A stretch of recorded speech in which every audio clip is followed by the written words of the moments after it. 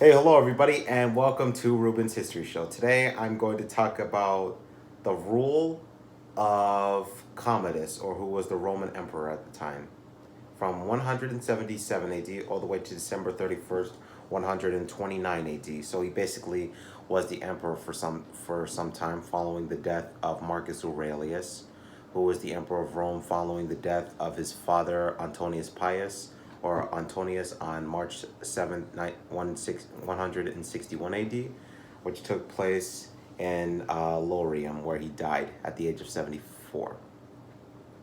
So now I'm going to talk about the biography of Commodus. So Commodus was born on August 31st, 161 AD, the same year when when Antonius Pius died, and Commodus was born on Larvium near Rome, which is a Roman village, and that was the same village where Antonius Pius was born, who was the Roman emperor from 138 AD, following the death of his adoptive father Hadrian, or Publius Aelius Hadrianus Augustus, and he was the emperor of Rome from 161 AD all the way to his death. For 23 years, he was the emperor of Rome. And Commodus was the son of Marcus Aurelius and Faustina the Younger. Faustina the Younger was the youngest daughter of Antonius Pius, who would become the Roman emperor after the death of Hadrian.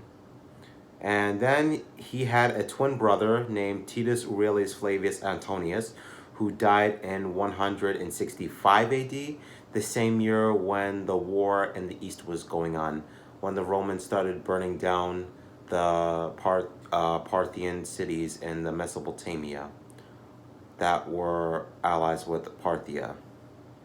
So, and then on October 12th, 166 AD, that was around the same time when Marcus Aurelius and Lucas Varius celebrated their victory over the Parthians. And on that same day, Commodus was made Caesar with his younger brother, Marcus Annius Varius, who was the younger son, who was the son of Marcus Aurelius, and he would die in 169 AD when he was 7 years old, because he was born between 162 AD all the way to or 163 AD. So he was born between those 2 years. And then also on January 20th, 175 AD, Commodus started his career in public when he entered the College of Pontifice, which was this area where this Roman religious, the Pontifex Maximus, was at the time, I believe. He was in there at the time. He was in the College of Pontifice. Yeah, it was a body of the ancient Roman state, those members who were the high-ranking priests of the Roman of the state religion. So that's what it was at the time. And then he was looked after his father Marcus Aurelius's doctor Galen, who treated Commodus while he was sick. He took care of him while Commodus was sick when he was younger at the time. And then Marcus Aurelius was the first emperor of Rome to have a biological son since the rule of Vespasian, when Vespasian adopted um, Titus and Domitian, which took place in 179 AD and in 181 AD. Oh, 181 AD. And the succession of Vespasian took place on June 24th, 79 AD, when he was succeeded by Titus, and he would hold that position for just 2 years. And then Domitian would be the next emperor of Rome, following the death of his brother Titus. And Marcus Aurelius' son was Commodus, who was gonna become the future emperor of Rome after his death. And then, so on January 1st, 177 AD, Commodus was appointed a consul at the age of 15, which was the youngest consul ever in the Roman history to be elected and get that position as consul. And Commodus married Bruta Crispina. That was his name. That was the name of his wife, and that was the time before he left with his mother to the the Danube front in 178 AD, when he was fighting with his father in the Danube against the barbarian tribes there. And so Commodus was granted tribunician power before he became emperor, and on March 17th, 180 AD, Marcus Aurelius died at the age of 58, which brought an end to the Pax Romana, which means the Roman peace, which it was a peace which was the peacetime in Rome that lasted from 27 BC all the way to the death of Marcus Aurelius in 180 AD, which lasted for over 200 years, and that ended when Marcus Aurelius died on March 7th, 180 AD. And following his death, the 18-year-old Commodus was put in control as the emperor of Rome in 180 AD, following his death.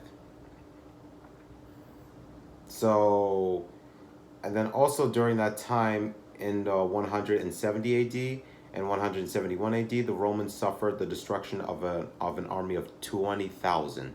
The Roman army was destroyed, and 20,000 troops were destroyed.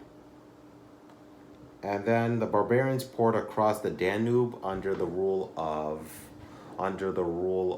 Aurelius, when Aurelius was emperor of Rome, and Marcus Aurelius did not allow the barbarians to declare their independence so they could be free.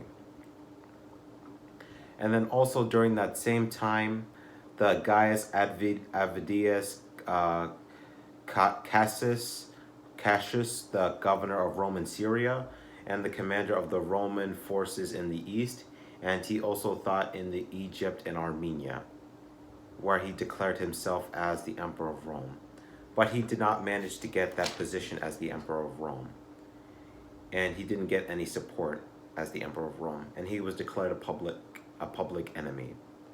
And so on July 7th, 175, Cassius was killed on July 7th, 175 AD. And Marcus Aurelius returned to Rome in 176 AD, just a year after the death of Gaius Avidius Cassius's death. And also a plague took place, and Marcus Aurelius died on March 7th, 180 AD at the age of 58. And Commodus was also a co-emperor under the rule of Marcus Aurelius's rule from 177 AD all the way to 180 AD. So he basically held that position as co-emperor for just three years at the time. And there was also a conspiracy against Commodus that took place in 81 AD or 82 AD to remove him from power. Her sister tried to remove him from power by launching a conspiracy against him.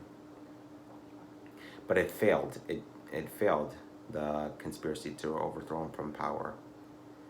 And so on December 31st, 121 AD, Commodus was killed when he was struggled in the bath, when he was in Bath. And then he was struggled to death, and he was killed by the Romans. And so on that same day, it brought an end to the Nerva-Antonine dynasty. and that was the end of the Nerva-Antonine dynasty, which lasted from the time of Nerva, who was the emperor of Rome from 96 AD all the way to 198 AD. For just 2 years, he held that position as emperor of Rome, and that lasted all the way to the rule of Commodus, which ended in 129 AD when he died at the time. And with his death, it started a civil war in the Rome because he didn't have a successor or a heir to succeed him as the emperor of Rome, and he did not have a heir, and there was a civil war that started in Rome. So after his death, it was Parthenax who succeeded Commodus as the emperor of Rome, and he would held that position all the way to 193 AD. On January 1st, 139 AD, all the way to June 193 AD. So he just held that position for 5 months. He held that position, and he died. He was killed. And in my future videos, I'm planning to talk more on the history of ancient Rome and the other Roman emperors. In my future videos, I hope you guys enjoy the video. Please subscribe. More videos are going to come. And drop a like on the video. Subscribe to my channel. And I'll see you guys in the next video.